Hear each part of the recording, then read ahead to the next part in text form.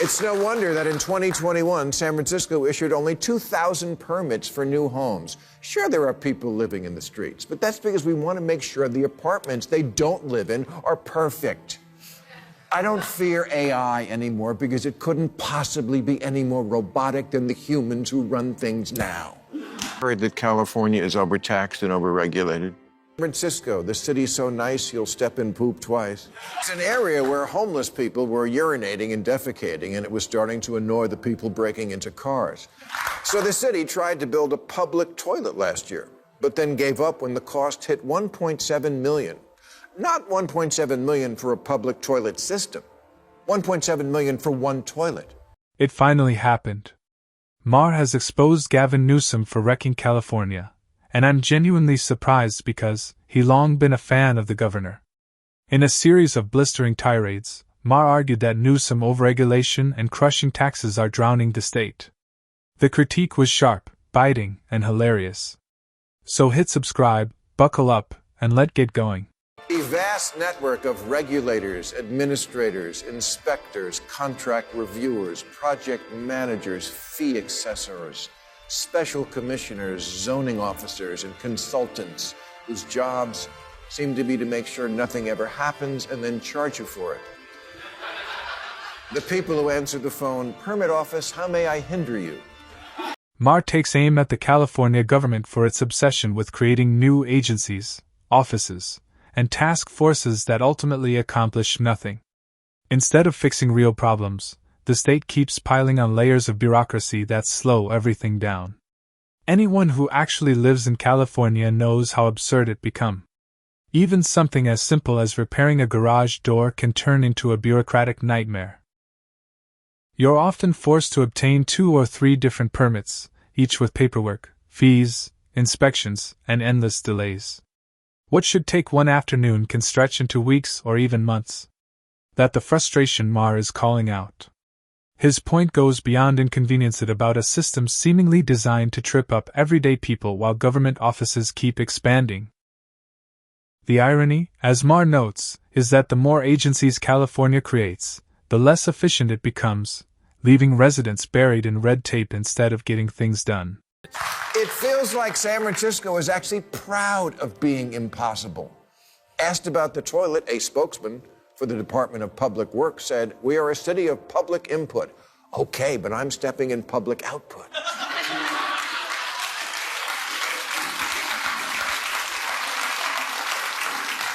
Meanwhile, the median time to get approval to build a house there is 627 days.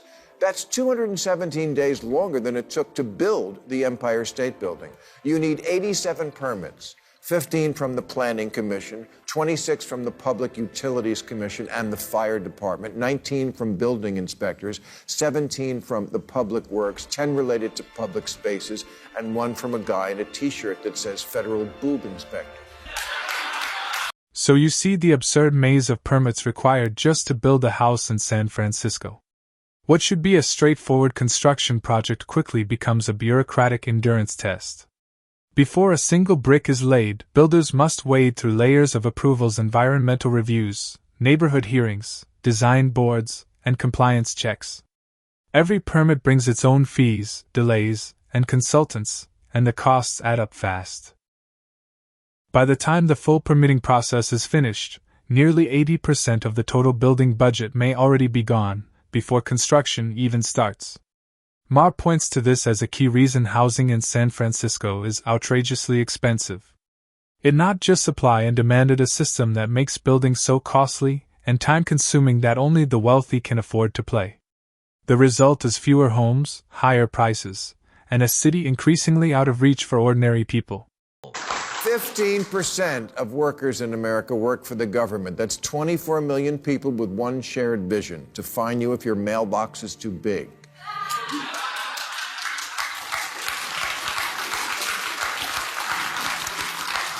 They say a conservative is a liberal who just got mugged, but it could also be a liberal who just got cock-blocked trying to remodel a porch. Oh, yeah. Or got a parking ticket because their car was facing out instead of in. Last year, Wyoming began construction on the largest wind farm in North America that will power 2 million homes in Arizona, Nevada, and California. And to think it only took 18 years. Not to build it, to approve it. 18 backlogged, knuckle-dragging, pencil-pushing, thumb-twaddling, ball-scratching years. Yep. IT took a staggering 18 years just to approve a single project meant to deliver wind power to California from Wyoming. Let that sink in. In an era when politicians constantly preach urgency about climate change, a clean energy project sat trapped in regulatory limbo for nearly 2 decades. 18 years of environmental reviews, hearings, revisions, lawsuits, and bureaucratic box-checking before anyone could even break ground. By the time approval finally arrived, technology had advanced, costs had exploded, and the political moment had long passed.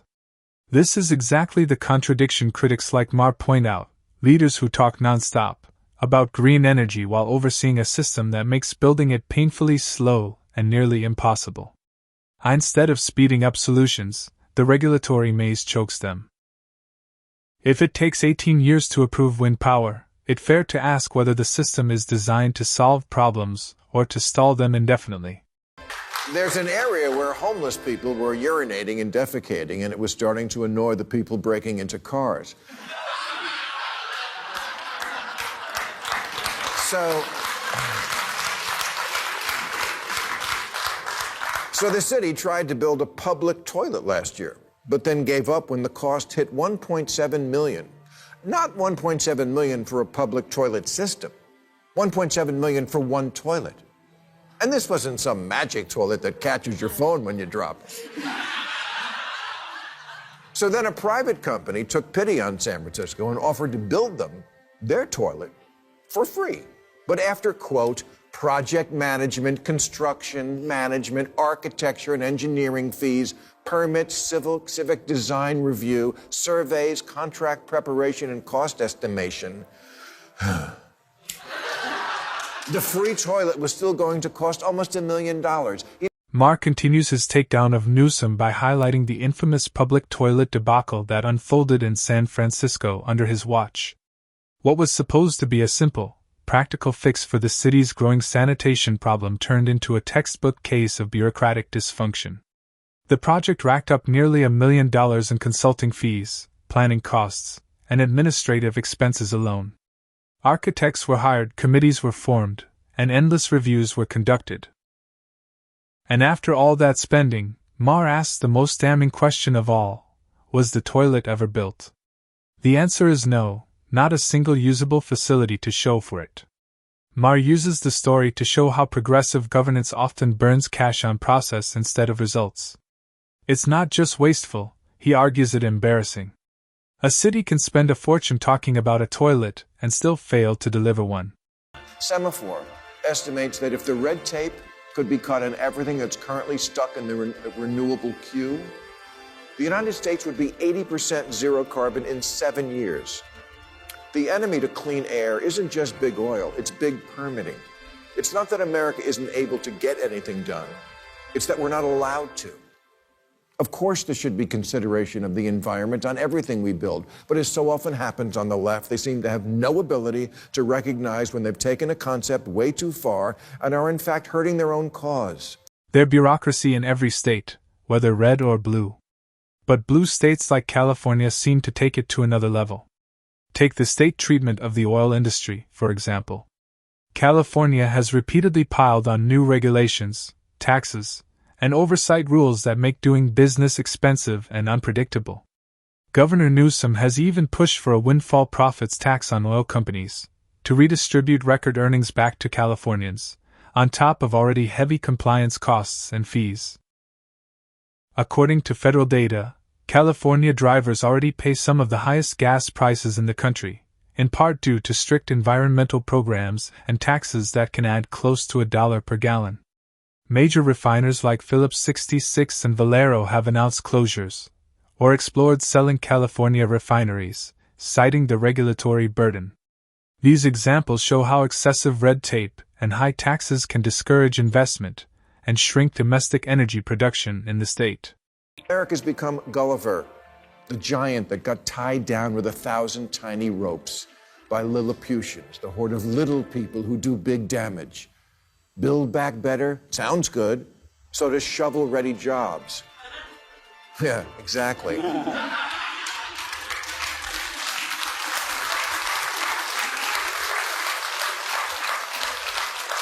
As Barack Obama once said, one of the biggest lessons he learned as president was there is no such thing as shovel-ready projects. Environmental impact statements used to be a few pages long.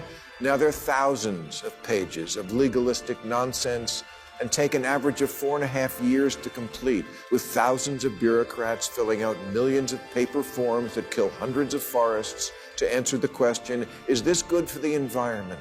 Maher tears into Newsom and his fellow blue state governors with one of his sharpest metaphors yet, comparing them to Gulliver tied down by tiny Lilliputians. Individually, each regulation, agency, or rule appears small, harmless, and even well-intentioned. But taken together, they become suffocating. Maher's point is that these governors aren't crippled by one massive policy failure, but by thousands of small ones piling up year after year. Every new board, commission, permit, and compliance rule adds another rope, another knot, another delay. Eventually, even the most powerful state governments can't move. Instead of governing with flexibility and common sense, they become trapped in their own systems, unable to build, fix, or reform anything at a reasonable pace. Maher uses the analogy to show how blue states, especially California, have allowed bureaucracy to metastasize into paralysis. The result isn't progress, but stagnation dressed up as good intentions. There are people living in the streets, but that's because we want to make sure the apartments they don't live in are perfect. I don't fear AI anymore because it couldn't possibly be any more robotic than the humans who run things now. Maher argues that Gavin Newsom and his inner circle are simply incapable of thinking outside the box when it comes to fixing the bureaucracy drowning California. Instead of confronting the system head-on, they fall back on the same tired playbook, create new agencies, add more rules, and promise reforms that never actually simplify anything. Maher's frustration is clear. California doesn't lack ideas or resources, it lacks leaders willing to challenge their own machinery.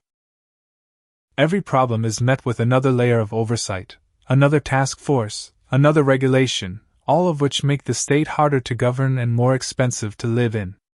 According to Maher, Newsom and his allies are trapped in a political bubble where bureaucracy is mistaken for progress. The result is paralysis. Major issues like housing, energy, and infrastructure remain unsolved not because solutions don't exist, but because the political will to cut through the red tape simply isn't there. Finish with this. Not that there was ever any reason to build it in the first place, and not that there would be any reason to do it again. But just as an exercise in realizing how far we've regressed as the can-do people, I think we should all try to imagine how it will go down if we tried to sculpt Mount Rushmore out of a mountain today. First, we'd have to make the mountain handicap accessible, so we could hire handicapped people to work on the side of a mountain. Then there'd be a 10-year delay while we studied the effect of construction noise on the mating habits of woodchucks. Then another 10 years to obtain ethically sourced dynamite and find a sculptor who doesn't only work from home.